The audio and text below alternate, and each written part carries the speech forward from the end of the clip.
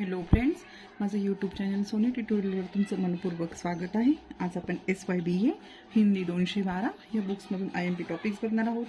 अभ्यासाला सुरुवात करण्याआधी तुम्ही माझ्या चॅनलवर जर नवीन असणार तर चॅनलला सबस्क्राईब करा, व्हिडिओला लाईक शेअर कमेंट करा, जास्तीत जास्त गरजू विद्यार्थ्यांपर्यंत व्हिडिओ शेअर करा। लेसन क्रमांक इकाई 1 कथनपरक साहित्य याच्यामधून मी तुम्हाला IMP टॉपिक्स वाचून दाखवते। तुम्ही ऐकून मनाच्या भाषेत त्याचं उत्तर लिहायचं आहे। आपल्याला पेपर कोरा ठेवायचा नाही, एक पेज तरी आपण एका प्रश्नाचं उत्तर लिहिलं पाहिजे, जेणेकरून आपल्याला मार्क्स चांगले मिळतील। तर बघा, कथनपरक साहित्य के तत्व। अब तक हमने कथनपरक साहित्य के स्वरूप को देखा है। कथनपरक साहित्य प्रधानतः मौखिक रूप में चलता आया है। अपने घर में माता पिता नाना नानी बच्चों की कथाएं सुनाते हैं। स्कूलों में बच्चों की कहानियां सुनाई जाती है। प्रत्येक व्यक्ति अपने अनुभव, अपने जीवन में घटित घटनाओं, अपने स्वप्न आदि को अभिव्यक्त करना चाहता है। कभी कभी ये सभी प्रसंग लिखित रूप में भी प्रस्तुत होते हैं। मौखिक तथा लिखित अनुभव अनुभूतियों का कथन कथनपरक साहित्य का रूप है। विभिन्न विषयों पर लिखे गए दृश्यलेख, कथासार, किस्से आदि कथनपरक साहित्य के अंग है। ये सभी रूप घटनाओं पर जोर देते हैं। इनमें कथानक नहीं होता है और न पात्रों के संबंध में अनिवार्य परिवर्तन होता है। किस्सा गोई को कहानी कहने की पुरानी परिपाटी रही है। एडगर एलन पो ऐसा ही मानते थे। आधुनिक हिंदी कहानी के प्रारंभिक काल में ही यही धारणा दृढ़ थी। पर किस्सा एक साधारण वृत्तांत है जो सामान्य छोटा होता है। किस्सों तथा उल्लेखित अन्य प्रकारों में प्रसंग सामान्य वर्णनात्मक होते हैं।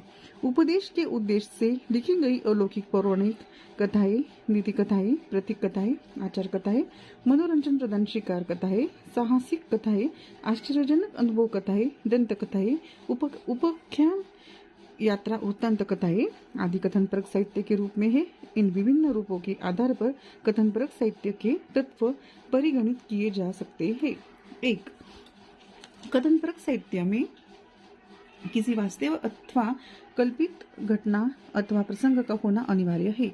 उस घटना या प्रसंग का यथार्थ संक्षिप्त वर्णन अथवा विवरण प्रस्तुत किया जाता है। इसमें मुख्य विषय को छोड़कर अन्य बातों का विवरण नहीं होना चाहिए। यह चित्रण पाठक अथवा श्रोता के सम्मुख मूर्त चित्र खड़ा करने में सक्षम होना चाहिए। इस चित्रण में लेखक अथवा कथक की जीवन दृष्टि अथवा विचार को प्राय स्थान नहीं होता। यहाँ शैली में विविधता अपेक्षित नहीं है, अर्थात साधारण भाषा शैली में मूर्त रूप में दृश्य का यथासंभव संक्षिप्त तथा निसंग चित्रण यहाँ अपेक्षित है। 2. कथनपरक साहित्य में पात्र अवश्य रहते हैं। ये पात्र अलौकिक देवी देवता, परिया, राक्षस, पशु पक्षी तथा वास्तव्य अथवा कल्पित मनुष्य प्राणी हो सकते हैं। इनके माध्यम से घटना विशेष अथवा प्रसंग विशेष को प्रस्तुत करना लेखक अथवा कथक का उद्देश्य होता है। अर्थात पात्रों के चरित्र चित्रण को इस साहित्य में स्थान नहीं है। अंत उनके चरित्र का विकास, चरित्र परिवर्तन, चरित्र चित्रण की विभिन्न पद्धतियों का कोई मतलब नहीं है। 3.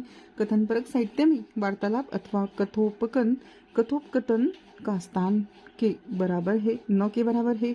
कहीं वार्तालाप आएगा भी तो वह दृश्य वर्णन की पूर्णता के हेतु आएगा।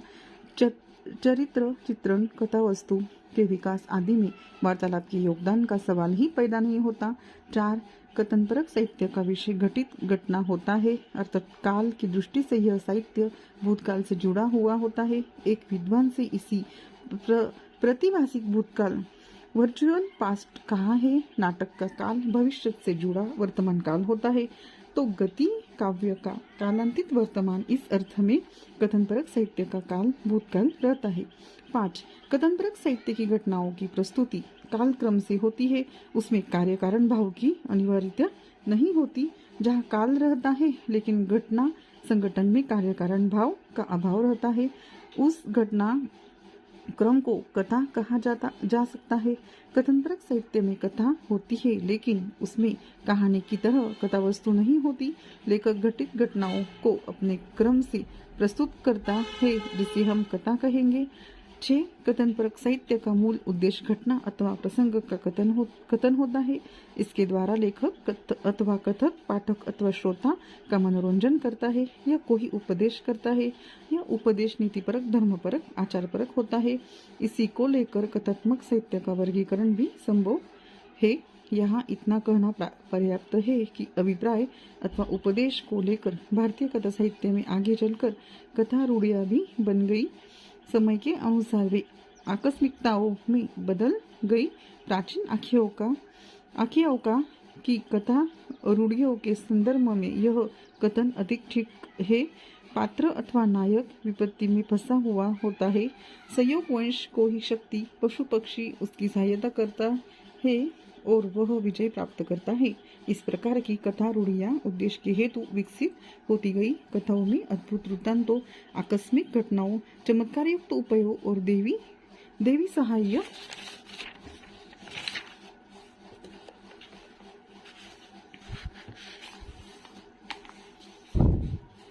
की रूढ़ियाँ दिखाई देती है। वर्तमान कहानी में अर्थात इन स्थितियों में परिवर्तन आ गया। कथनपरक साहित्य का महत्वपूर्ण अंग कथा साहित्य, फिक्शन, मुख्य कहानी और उपन्यास इन रूढ़ियों में से बाहर आ गया। या हमारा आन्सर खत्म हो रहा आहे।